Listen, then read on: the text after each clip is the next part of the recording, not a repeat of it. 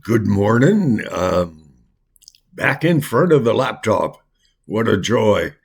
Um, had my 7 days, 11 and a half hour shifts, and had a lot of fun. Had to say goodbye to one of the best supervisors I've ever had. I have had some good supervisors, and this wonderful gentleman and gentleman and wonderful character. Um, I guess I have about three or four supers who have given me the glorious opportunity of running heavy equipment other than a haul truck, and this man is one of them. And I told them in the general meeting, safety meeting in the morning, one of the other supervisors had said that this day was his last day, um, and so I looked at him and crowded room and uh, real quiet. And, I told him, I said, it has been a distinct honor for me to have the privilege of working with you. And this guy had he had told me one evening when I'm not sure if it was the start of the shift or whatever. It was the start, but I'm not sure if it was a day shift or a night shift. And when you work as long as we do, you lose track of even what day it is. And he had said, "I have a treat for you." And I looked at him. I said, "Brother, unless it's a hoe, excavator, or a dozer, trust me, it's no treat." And he did this. He looked at me. He said, "It's an excavator, which is, we call them hoes, tracked machine for digging dirt." And then he told me the number. It was 572 Hitachi 870. And I said, "That's my favorite hoe of all that I have ran." I like the 890 as well, but really impressive. And that man gave me 15 shifts on a hoe. And then uh, he, I love running dozer too. I I have this God given gift of knowing how to run something, but only experience can teach you what to do with a specific type of equipment. And so I have a lot to learn, and I know that. And but anyways, he's moving on, and uh, I know, I know if I'm to be still at this company that I've served now for it'll be 3 years come spring, and God will let me know whether He's moving me on to something else, or He just wants me to learn a little humility and stay driving truck, whatever. It's okay, and but I have this peace that passes all understanding, and that is that God is the author and the finisher in my life, of my life, in that He, God, has given me life. And that gift of life is simplistic. Um, I remember meeting a character, and I always try to introduce my YouTube channel by telling people the story of my son's miracle. Broken neck, crushed skull, in a coma. God woke him up 20 hours later when the doctors really had no hope for him at all. And my son woke up from his coma, got out of bed, 100% perfectly healed. And my other son, Big Joe, a 7-year-old kid out in the mountains with another adult and a bunch of kids, and my little 7-year-old got separated from the rest of them, and my boys, they're independent thinkers. I hope that I taught them how to do that, and so that little boy had taken off down a valley because he lost sight of the people he was following, and they didn't notice, and he was lost. And I think it was about 3.5 hours later. My son now is 48 years old. So when he was 7, it was some time ago. And God brought that boy out into a clearing at the same second that I stepped into the clearing from the other side. He had climbed halfway up a mountain. I taught him, I guess, to find higher ground, and he came back out off the mountain, and instead of hanging a left on this animal trail, game trail, he hung a right and came right back, and we stepped into the clearing at the same time. And I think of the simplicity of God's love. God declares, "I am love." That's what God does. And this character at work, he said, "Why would I believe in a God who allows such terrible things to happen to children?" And he said, "Can you tell me that? Can you tell me that?" I said, "Yes, I can." He looked at me. I said, "No, really, I can." I said, God had to make Satan in order to give you and I a choice to choose to believe in God and or in Satan. And Satan encompasses a whole lot of stuff: narcissism, everything else, and self-love, and a world of stuff. God teaches us to love one another as he, God, through Jesus, who suffered, bled, and died on the cross, demonstrated his love for us. God's love is pure. Satan, on the other hand, that comes with a price, and it's a big price, and it is your eternal destiny. I'm looking at 2 titles that God gave me. One is Salvation 101. I don't know what the 101 stands for, but for me, it's salvation in the most simplistic manner that is available to us. And I have so many people watching my YouTube channel, and sometimes they can dial in, tune in to Cowboy Jim up here in Fort McMurray, but they have not been given the joy of understanding how simple salvation is, and it is simple. It's not religious. It's not religion. It is not church membership. It's not like tithing or behaving perfectly, because we can't behave perfectly. And so I look at these 2 titles, Salvation 101. The next is The Conduit.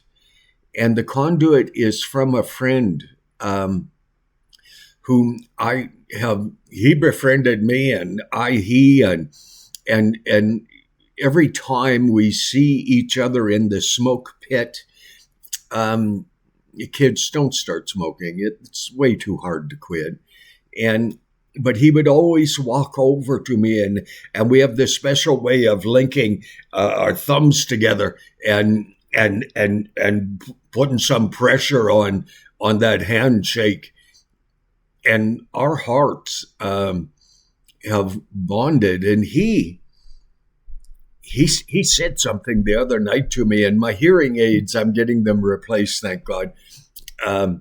They don't always work right, but if I'm not mistaken, he said that he knew that I was a conduit for God to communicate through me to as many as would listen. I'm in favor of that. I that is a title. God gave me several titles to comment on. I mean, while I run truck, it does not require a genius behind the wheel of a truck. It requires a person who is very conscientious about safety. And I was taught how to run equipment by God. I know that. But I was taught by my supers and the various companies that I have worked with over the last 8+ years. And I now have a guy running hoe. They won't let me run hoe anymore for reasons that I don't even want to know. So I just well, I asked God. I said, "Are you moving me on? Like, I need activity, and I need a challenge. I have responded to challenges all my life, and I need that adrenaline. I need that joy of a challenge,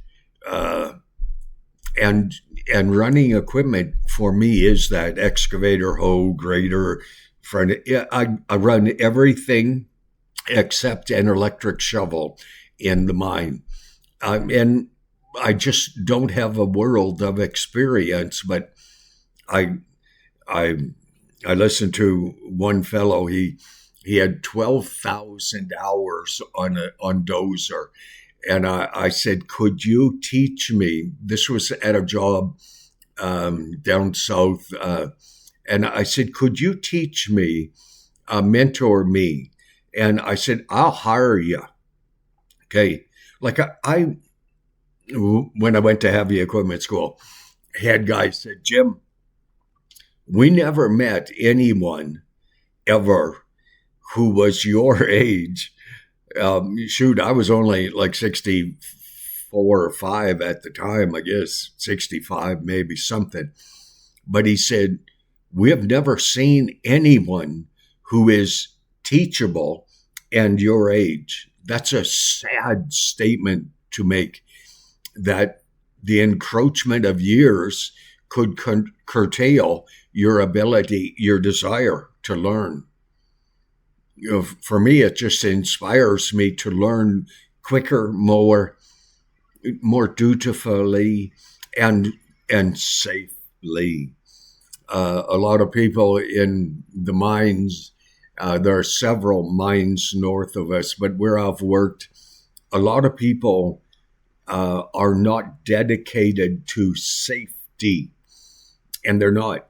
And I was taught a certain way to do what is called a walk around. And hey, in any of you people watching and you've worked in a mine, you'll understand. And I do the most thorough walk around that I can do when I'm getting on a truck to run for the day, because the rules in a mine have been written in the blood of those who have died.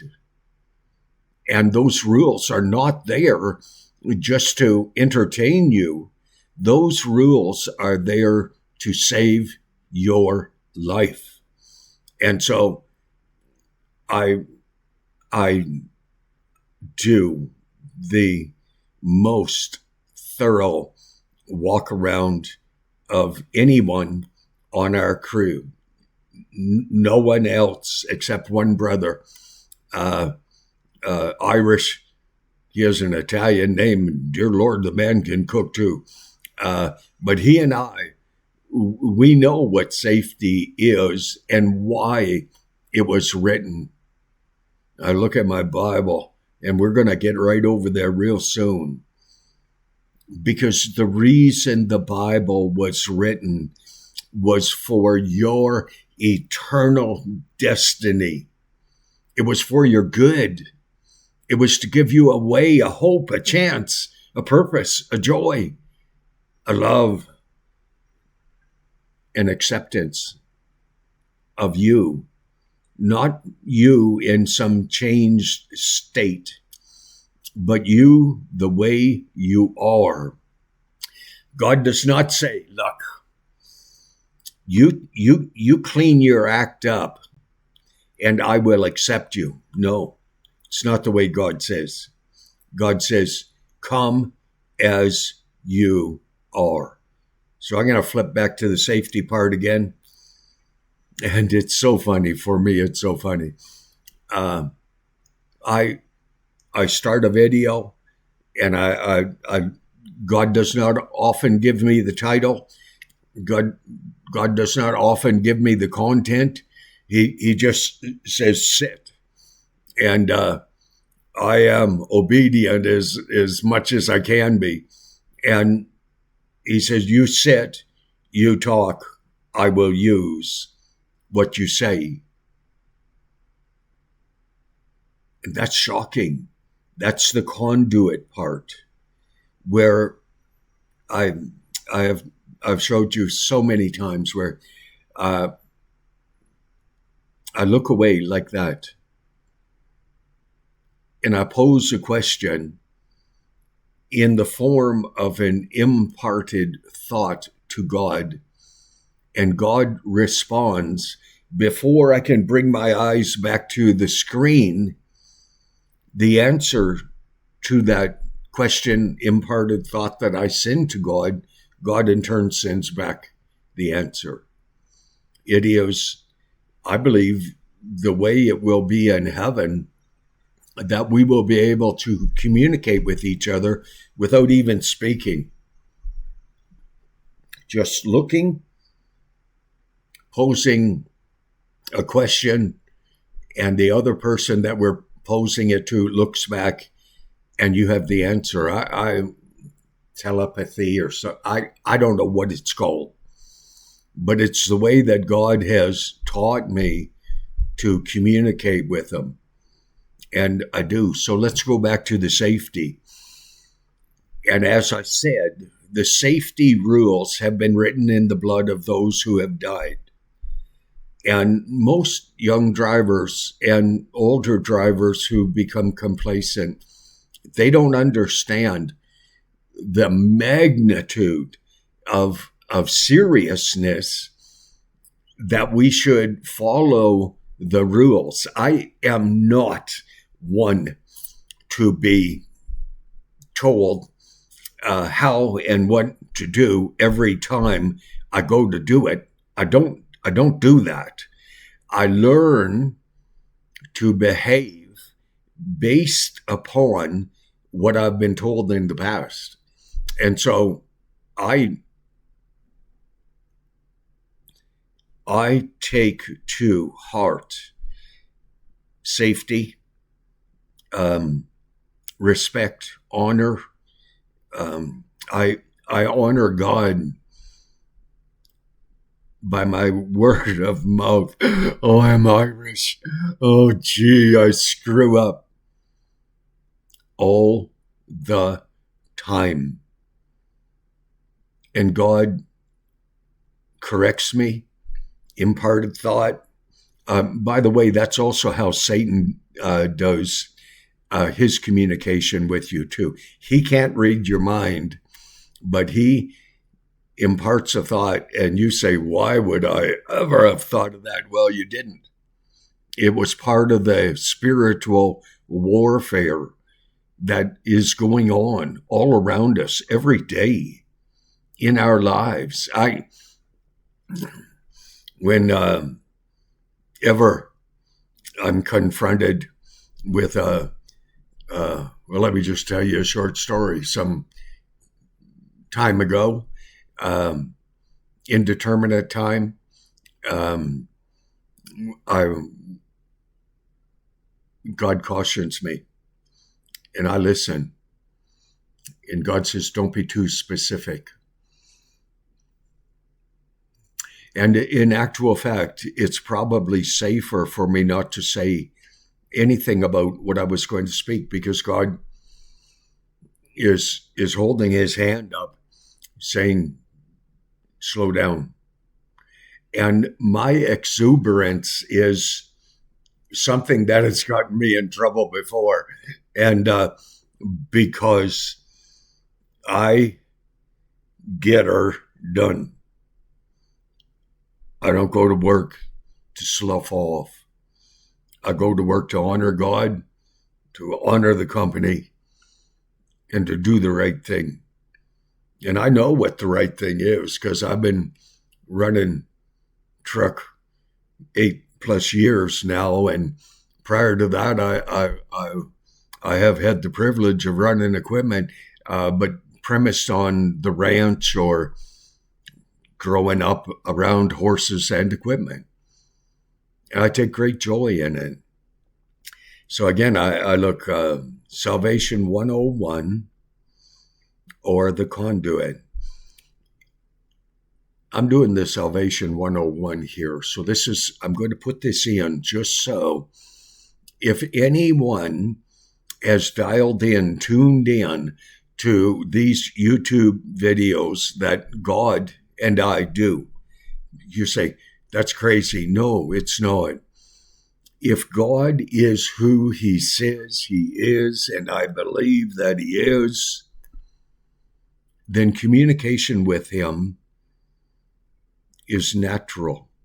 It's the way that God has led me since I was, when I was 3 or 5 years old. In between there, I knew there were only 2 entities on earth who loved me.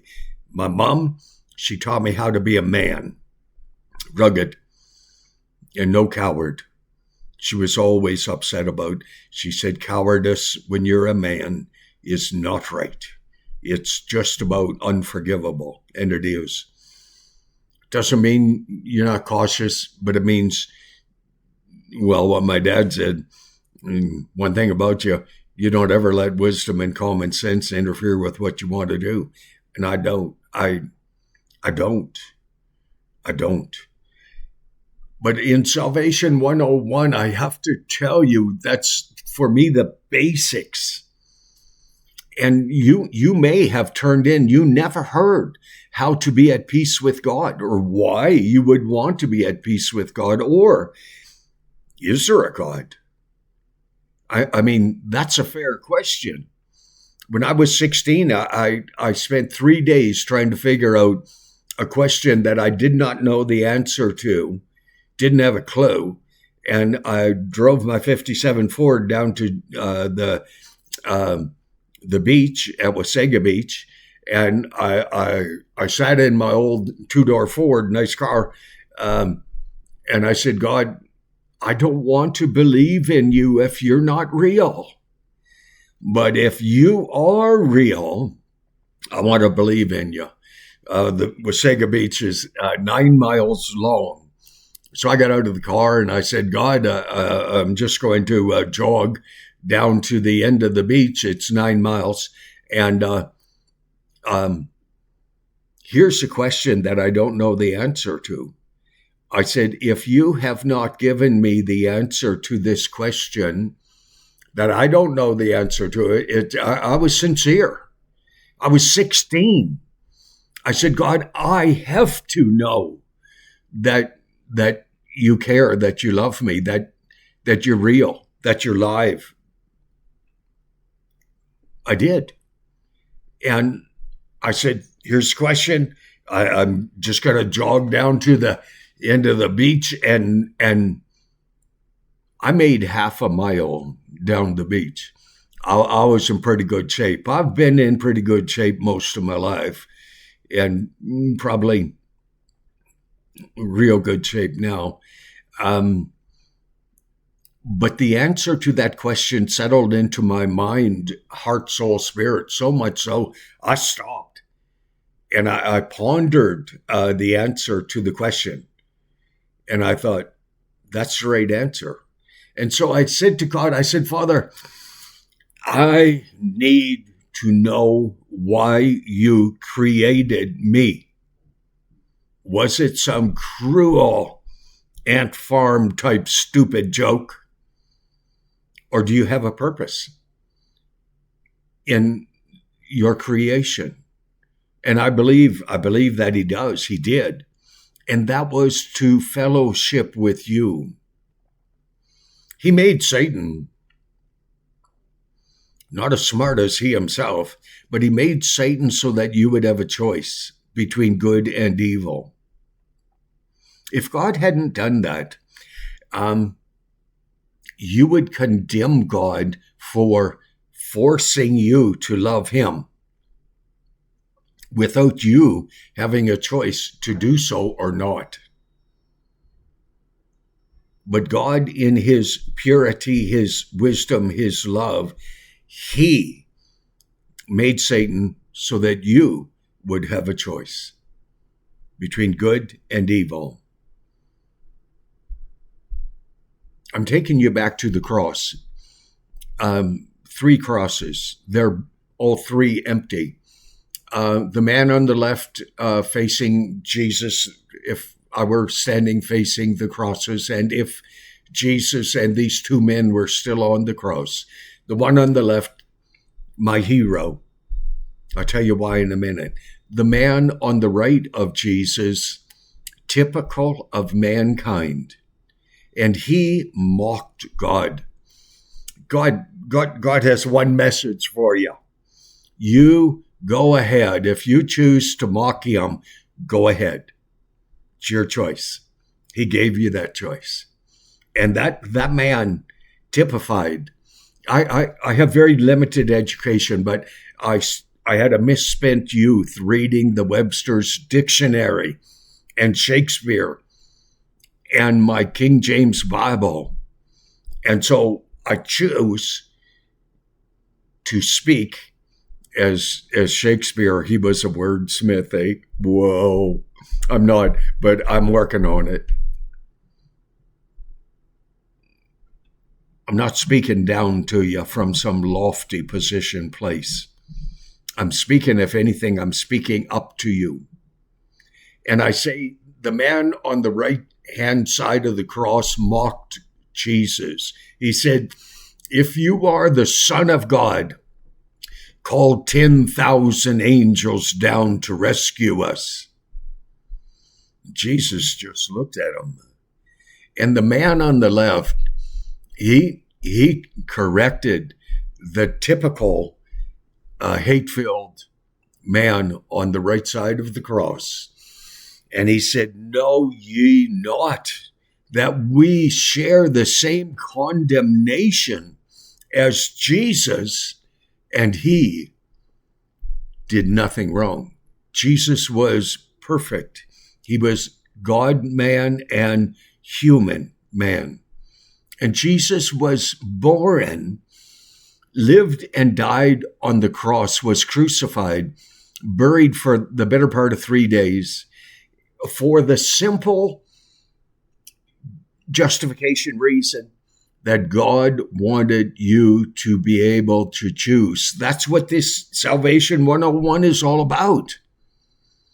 That you and you alone will determine where you spend eternity. The hero of mine, I so look forward to meeting him one day. And he said, he looked at Jesus and he said, remember me when you come into your glory. And Jesus said, you will be with me in paradise today. That's how simple salvation is. That's the exemplification of it right there. Mock God, give her hell. Won't get you anywhere, but it'll get you into hell. No escape when you're there. But honor God, respect, demonstrate that you process thought, that you care, not just for today, but for eternity. And say, I'm going to wrap this up because this is getting long, I'm sure. Say a simple prayer like this, kind of like this. It's your choice, your words. You have to do it with your words. Let me reiterate. God made Satan so that you could choose between good and evil, and you will choose. You have to. God won't allow you not to choose. Or not choosing will be a choice that you make for Satan. Period. So a prayer. God, forgive me. I accept that Jesus Christ is your Son, that he, Jesus, suffered, bled, and died on the cross for my sins. Buried for 3 days, Jesus raised himself up from the dead, now sits at the right hand of God the Father. Back to the prayer. I'm so sorry for having lived the way I have. Help me to be what you want me to be. The religions of the world, they want you to adhere to their rules and regulations that they themselves do not even seemingly attempt to try to live by. But they want you to live by them. And that's the hypocrisy that can be, not always is, but can be within the confines of religion. Bible says pure religion and undefiled is to visit the fatherless, the widows, and those who are in prison, and to keep yourself clean. You want to be at peace with God? Say a prayer like that. God, forgive me. I know Jesus is your Son. I know he took my place on the cross for my sins. I'm so sorry for having lived the way I have. Help me to be what you want me to be. And that's the way it is. Thank you so much for watching my YouTube videos. I am so honored that so many people around the world have taken the time to subscribe. People don't understand. Subscriptions are very important. I mean, I only have about 1,850, and it goes down to 1,840. People get tired of my videos showing up on their YouTube recommended list and all that sort of stuff. But it is important that you do subscribe. I don't get a single cent for doing these videos. And this, I think, is 952. I think so. Somewhere in that area. And I don't know of anyone else that has over 950 plus YouTube videos. I don't. Perhaps there are. Perhaps they've been doing it for 40 years before you know this technology even came on the scene. I don't know. I do know this. I sit down, I pray, I ask God. He says, just wing it. Just wing it. Say what's on your heart. He told me one day, you speak about that which you do know. I do that. So, God bless you. You all take care. I wish you nothing but the best, because I know God is the best. God bless you. Your eternal destiny is in your hands. Hey, it's up to you. Thank you. God bless you. You all take care now.